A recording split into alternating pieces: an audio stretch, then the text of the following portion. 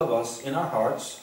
He incarnates as in a form called the super soul. So he's in our hearts together with us. The soul and the super soul in the form of the Lord is also in the heart, accompanying us, inspiring us, giving us knowledge, even forgetfulness and remembrance. Remembrance, knowledge and forgetfulness is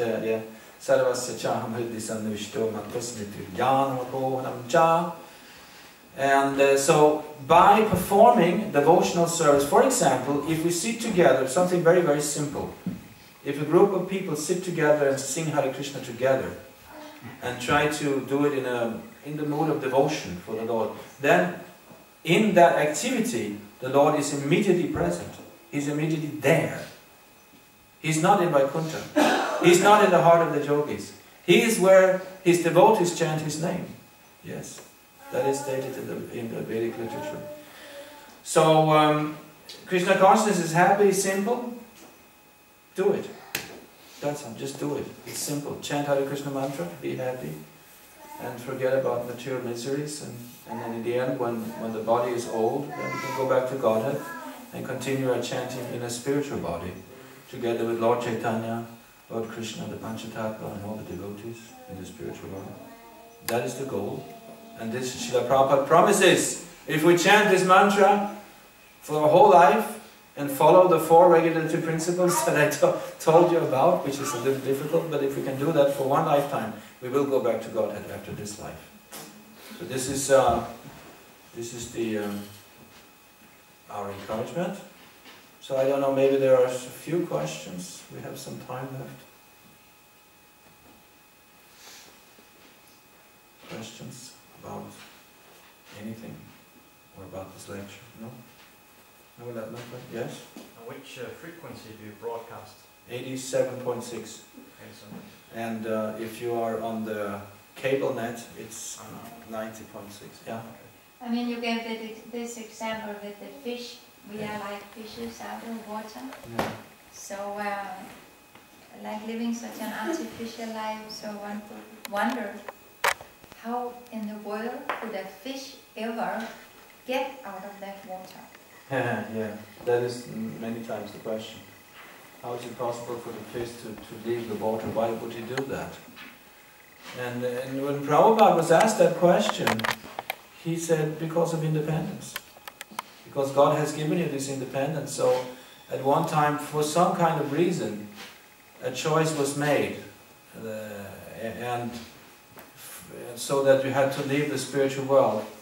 But then when you fall down into the material world, now you have a chance to even better your relationship. You can come up on a higher relationship by the mercy of the... This is a little bit technical, I guess, but by the mercy of the Krishna consciousness movement and the Guru Parampara, we are being offered a chance to enter into higher relationship with Krishna.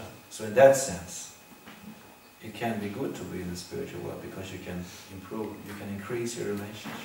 But it's due to independence. At one point the soul has by himself chosen, you can choose Krishna or Maya. And somehow we chose Maya, but when we choose Maya, the illusion is so strong and so all-embracing that it's almost impossible to get out of it. Because we so identify with this body we have now. Whatever it is, we are so very attached to it. And in the West, we give the body so much comfort. So we become even more attached to it. In India, the life is a little more austere, usually, for most people. So it's easier to detach yourself from the body, I guess. But here in the West, it's more difficult. But still, we have to do it. We cannot call ourselves civilized and advanced here in the West unless we also can offer an education for the soul. We're very proud of our education in the West, but all the education they can offer in the universities are various educations for economic and technical improvement. There are no, like Prabhupada, when he came to the universities in the West, he was asking the teachers, where is the faculty for the soul? And, come on, Swamiji, this is not practical. Oh, but he meant there should be a faculty for teaching about the soul. So this faculty is here in the temple. Since they're not doing it in the university, we have to do it here. Yeah? I know the difference between illusion and reality, but the spirit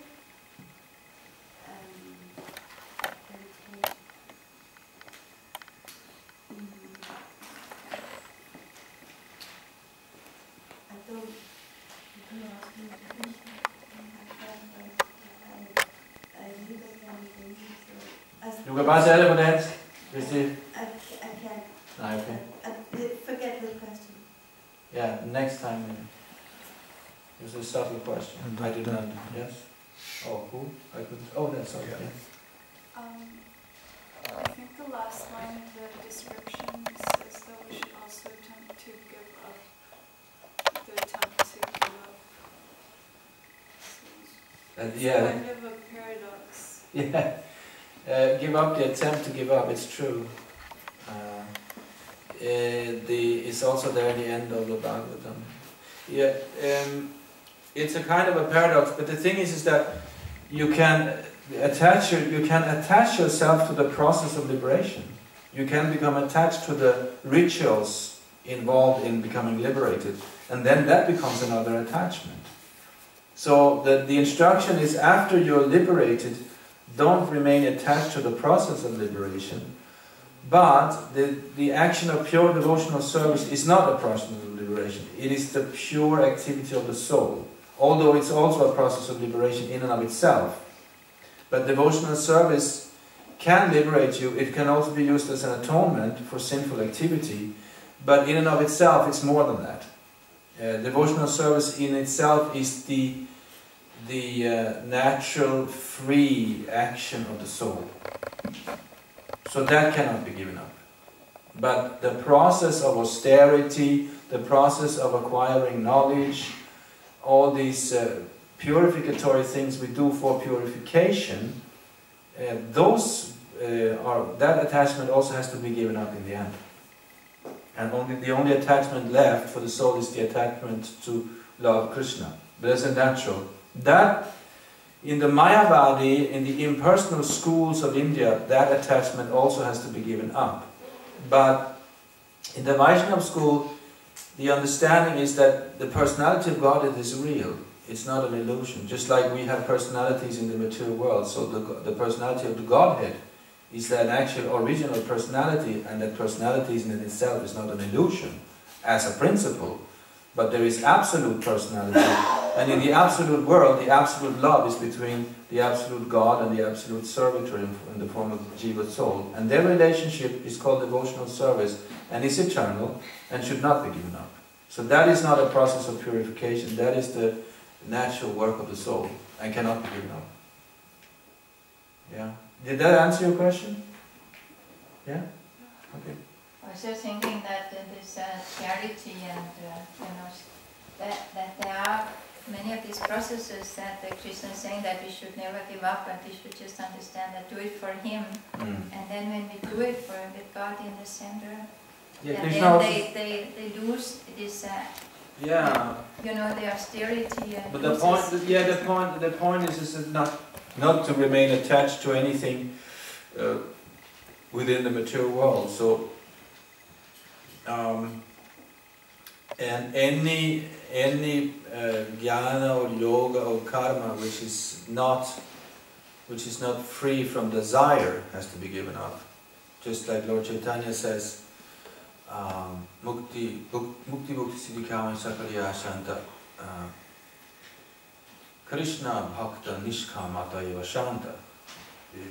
The Krishna Bhakta who is free from any desires for his own satisfaction, he has peace inside.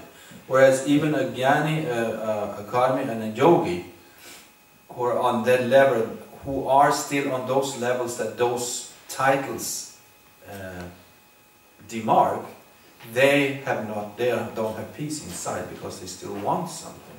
So the point is that to perform devotional service to a degree that the desire for sense gratification disappears. And that is what is meant by pure devotional service. So by pleasing Krishna to such an extent that he becomes so pleased with you that you don't have any other desires. That is the goal. That was Dhruva Maharaj's prayer also. Swami Victoriaj, I don't remember exactly. But then when he prayed to the Lord, when you pray to the Lord, you always ask for a benediction. Prabhupada says even the pure devotee asks for a benediction. But when Dhruva Maharaj saw Lord Nrsimhadev, he said, no, I don't want anything from you, I just want all these. Or was it Prahlad Maharaj? Sorry, not Dhruva Maharaj, Prahlad Maharaj. When he saw, also Dhruva, both of them. Yeah, when they saw the Lord, they said, I don't want anything from you, I just want your service, and I only wanted the other rascals to be saved. You know, that was Prahlad Maharaj's prayers. I don't have any problems because I know how to glorify you and come immediately into ecstasy, but I only want all the other people to be saved. I'm okay. I don't need any benediction from you. But if you want to give me a benediction, then save all these souls and let me perform devotional service. So, we are nearing the end of the lecture because in a few minutes there will be another ceremony at the altar and we will sing a little bit, but any other question before that? Yeah? But initially we must attach ourselves to the process of disattachment. But the point is that the Society of Devotees, we perform pure devotional service in principle.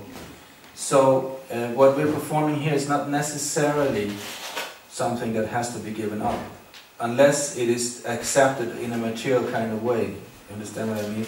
So you can see what we're doing here as, yes, a process of detachment or freedom, but since what we're doing here is under the guidance of a pure devotee, who's coming into the cyclic succession of pure devotees, who have nothing to do with material activity, then for us, yes, we are purifying ourselves, but the method itself we're using is pure devotional service under the guidance of a pure devotee, which makes it slightly different, because the process itself, as you advance, becomes seen as spiritual activity and not necessarily something that you have to give up.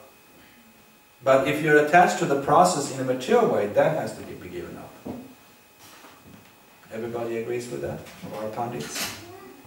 Like, for example, to post on Facebook that you just went to the Krishna temple. What about that? That's a material attachment. No, it's called preaching. You're saying everybody as you were in the temple, you should also go there. Then that's not material attachment, that's inspiring other people to become Krishna conscious, and it will make you detached. So that's okay, you can do that. Facebook can be used for something good. Yeah, that is possible. I don't know because I'm not on Facebook. I don't know what it is even. Yeah, I know what it is. I'm strange. Okay, anything else? No. And let's chant a little bit in a few seconds here. Thank you very much. All glories to Shri Guru and Gaura at Gaura time. Let's chant.